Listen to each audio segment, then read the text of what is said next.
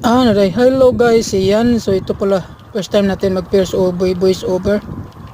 So yan guys, ito yon, naglilinis po tayo sa truck na to.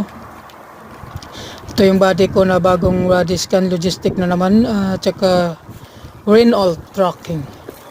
Sa bagong Renault to guys. Yan, so bago kami maglinis, ginaganyan namin, linisan muna ng tubig, fresh water, saka maglagay ng shampoo, saka yung panglinis ng tawag dito sa tangke,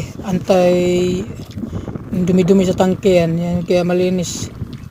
Yan yung truck natin, di ba, biyahe ng Norway. 4-0 to siya guys, pero yan, binapabiyahe pa rin na, okay rin biyahe sa Norway, kahit okay naman siya. Malakas din yung Scan Logistics. Yan si Renault. Ayan guys, so yan yung tangke.